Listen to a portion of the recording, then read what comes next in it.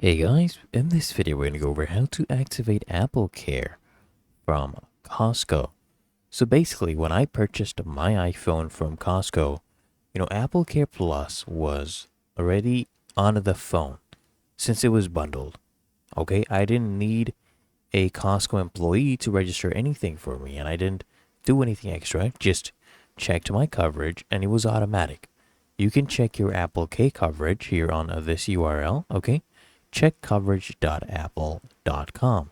You just enter your device serial number and put in this code to ensure that you're not a bot and click on submit. Really that easy and simple. And you can go ahead and do that. And if not, if you are not covered, all you need to do is contact Apple support and ask to be transferred to the Apple Care division. Okay? Really that easy and simple. So I hope this guide provided value to you, and if it did, consider smashing that like button, as well as subscribing to frequently asked questions, and I'll see you in the next one.